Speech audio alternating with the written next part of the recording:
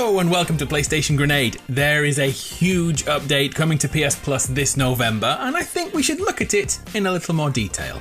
To coincide with the release of the PS5, there will be 18 games free to play right away. You heard me right, 18. I thought we should quickly break them down so you know once and for all if you're going to make the jump to PS5 right away or wait a little while. Here's every game so far revealed in the PS Plus collection dropping on November 12th. Let's start with the games that have never appeared on PS Plus before, and the biggest game on the list is God of War, the 2018 Game of the Year, which in many people's eyes is the game of the generation. Playing as Kratos as he leaves Greek mythology behind to venture into the lands of Odin and Thor and Norse mythology.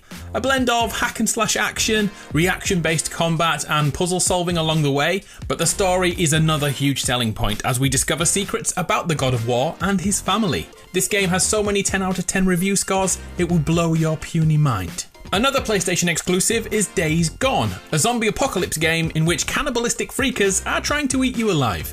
Playing as Deacon, we survive the outbreak and move freely around the open world, thanks to our motorcycle. Due to many patches and updates, the game is in a far better place than it was when released in 2019, and come November, it's all yours. Persona 5 is yet another exclusive title on PS4. This is a role-playing game following the schedule of a Tokyo high school. Over the year, we discover some special powers.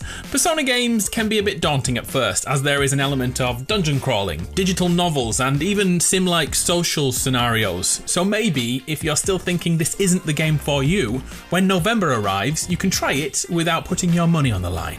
You'll be surprised how great this series is. Back in 2001 and 2005, two brilliant games released. These were Ico and Shadow of the Colossus. There was a third game planned, but it didn't see the light of day until 2016 and finished that trilogy. The Last Guardian has never appeared on PS Plus before, but in November it will. So if you've ever wanted to play as a young boy with a half-bird dog thing following you around, your prayers are answered. There are more PlayStation exclusives and timed exclusives, but we had them on PS Plus before, so I'll quickly go over them now. Let's do the third-person action-adventure style games first. The Last of Us Remastered once again stays attached to PS Plus and the journey of Ellie and Joel through zombified America. Uncharted 4: A Thief's End finishes up the Nathan Drake storyline in epic fashion. Infamous Second Son was on PS Plus back in 2017 and gave us superpowers and an open world with a morality system which lets us be good or downright evil. I know which one you chose. The PS4 exclusives keep on coming. Bloodborne returns to PS Plus in November, which is everything but another game in the Souls series. You know the drill, these games are punishment. As you slowly venture forward, you will die, time and time again. These games are for the hardcore purists, which is why, 5 years later, I still haven't finished it. Wait, there's more exclusive games. Until Dawn will return to PS Plus as we play through an interactive horror story, perfect for the kids. No, it's certainly most not perfect for the kids. It is filled with anxiety and jump scares. It's great. If platforming is your jam, then note that Ratchet & Clank are coming back to PS Plus too. A perfect chance to be reacquainted before the new Rift Apart sequel drops. And the last PlayStation console exclusive is the return of Detroit Become Human, taking control of many synthetic humans as we choose our own adventure, to fight oppression or to run and hide. This is the game with multiple paths and endings with tons of replayability. We still have 7 more games to go through. 6 of them are brand new to PS Plus. Let's start with horror.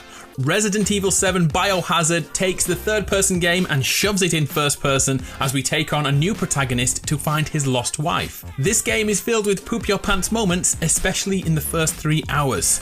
And it's PSVR compatible too, which honestly is the scariest thing I've ever played in my life. If you prefer to brawl, then check out Mortal Kombat X. Notice that this isn't the latest game in the series, but still a highly accomplished fighter with stylized brutal action throughout. A great game to settle disputes at home. What about cooperative hunting? If you have never played a Monster Hunter game before, try Monster Hunter World. You and 3 other buddies prepare to track down, take down, or capture a legendary animal. We then use their body parts to create new armor sets and weapons, allowing the squad to take on the next tier of hunt. It's crazy addictive with the right people, and with regular crossover events like Ryu from Street Fighter popping up, there is content for months. There's an online first-person shooter included in the collection too, Battle Battlefield 1, the World War I outing from 2016, packed with tons of game modes. But I have to be honest, not many people play this one online these days. It was released in 2016, remember? But the campaign is still eye-opening. Remember when Fallout games were great? Yeah, me too. Which brings me to Fallout 4, another open-world apocalypse filled with toxic creatures and tentative alliances. Fallout 4 is a classic of our time. Let's not let Fallout 76 ruin this moment. And we can't have a PS Plus collection without a Final Fantasy game, can we? Well, this time it's Final Fantasy 15, released in 2016. This iteration of the franchise includes the real-time battle system, which makes every encounter more impactful than the previous turn-based combat. Other than that, this is the role-playing game you know the franchise for, and this time, there's a flying car too. And finally, if anyone is still here, the last game is Batman Arkham Knight, the final part of the Arkham series, although we now know this timeline is continued in the upcoming Suicide Squad game. So right now is a good time to look for references to that game's continuity, using Batman's detective vision and the utterly brilliant Arkham fighting system too. So there we have it, 18 games completely free coming to PS Plus in November. It looks like there's something for everyone, and many returning games that people loved in the past.